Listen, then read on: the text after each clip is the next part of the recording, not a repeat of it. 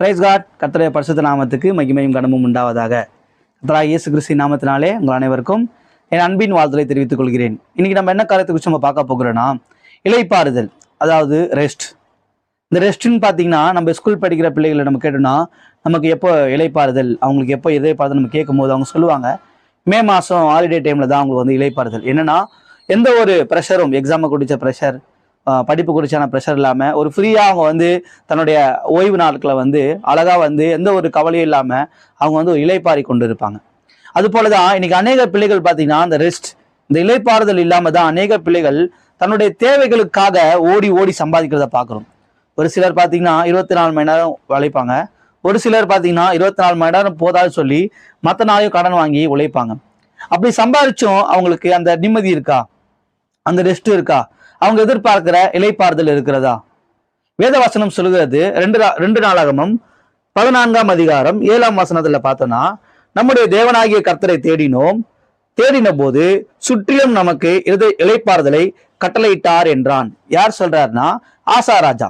இந்த ஆசா ராஜாவோட நீங்க 14ஆம் அதிகாரம், அதாவது 2 நாளாகமம் 14ஆம் அதிகாரத்துல நீங்க வாசித்தீங்கன்னா, இந்த ஆசா ராஜாவோட காலத்துல பாத்தீங்கன்னா கர்த்தர் அவளுக்கு இளைப்பாறுதலை கொடுத்தார். அதாவது ஒரு மன நிம்மதியை கொடுத்தார், ஒரு ரெஸ்ட்டை கொடுத்தார். அது நிமித்தமா அவங்களுக்கு எந்த ஒரு ப்ரெஷரும் இல்லாம, எந்த நாட்டு ராஜா வந்து நம்மளை சண்டை போட போறான் அப்படின்னு சொல்லி அதை குறிச்ச ஒரு கவலை இல்லாம, மக்களுக்கு பசி பட்டினி அப்படின்ற ஒரு கவலை இல்லாம, உண்ணவும் உடுத்தவும் எல்லா காரியமும் கர்த்தர் கொடுத்தது நிமித்தமா ஜனங்க இளைப்பாறித்து கொண்டு அவங்களுடைய அடுத்தடுத்த காரியங்களை, கோபுரம் கட்டுறது, அது போன்ற காரியங்களை அவங்க சிந்தித்து கொண்டு இருந்தாங்க சொல்லி வேத வசனம் சொல்லுகிறது.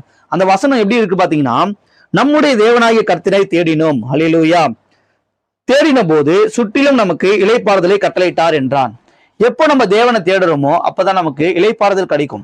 இன்னைக்கு அநேக பேரு பணம் தான் நிம்மதின்னு சொல்லிட்டு பணம் பின்னாடி ஓடுறாங்க. ஒரு சிலர் வந்து பொழுதுபோக்கு, சினிமா, ஃப்ரெண்ட்ஸ், மற்ற லவர்ஸ், இல்லைன்னா மற்ற மனுஷ ரீதியான காரியங்கள் பார்த்தீங்கன்னா அவங்ககிட்ட நமக்கு நிம்மதி இருக்கும் அப்படின்னு நினைப்போம். கண்டிப்பா அந்த நிம்மதி பார்த்தீங்கன்னா எப்பவுமே பர்மனெண்டா இருக்காது. ஒரு கணவன் மனைவி உறவா இருந்தாலும் பாத்தீங்கன்னா எப்பொழுதுமே நிம்மதியா இருக்க முடியுமா? ஒரு சில நேரங்களில் கஷ்டம் வரும், ஒரு சில நேரங்களில் பிரச்சனைகள் வரும், போராட்டம் வரும். ஆனா அந்த இளைப்பாறுதல் வந்து எப்போ கிடைக்கும்னா, நம்முடைய தேவனாகிய கர்த்தரை தேடினோம், ஹல்லேலூயா. நம்ம தேடும் போதுதான், கர்த்தரை தேடும் போதுதான் நமக்கு மன நிம்மதி கிடைக்கும். ஆனா இன்னைக்கு அநேக பேர் என்ன சொல்றாங்கன்னா, இதை செஞ்சா மன நிம்மதி கிடைக்கும், எனக்கு ஒரு வீடை வாங்கிட்டா நிம்மதி கிடைக்கும், எனக்கு ஒரு பைக்கை வாங்கிட்டா நிம்மதி கிடைக்கும், எனக்கு ஒரு போனை வாங்கிட்டா எனக்கு நிம்மதி கிடைக்கும், நான் விரும்புற பொண்ணை நான் கல்யாணம் பண்ணிட்டா எனக்கு நிம்மதியா இருக்கும். கண்டிப்பா கிடையாது. எல்லாருக்குமே பிரச்சனைன்றது கண்டிப்பா இருக்கு. ஆனா நிம்மதி யாருக்கு இருக்கும்னா, கர்த்தரை தேடுகிற பிள்ளைகளுக்கு மாத்திரம்தான் இருக்கும். ஏன்னா வேதவசனம் சொல்லுகிறது, நாளை தினத்தை குறித்து கவலைப்படாதிருங்கள், எண்ணத்தை உண்போம் எண்ணத்தை குடிப்போம் என்று கவலைப்படாதிருங்கள்.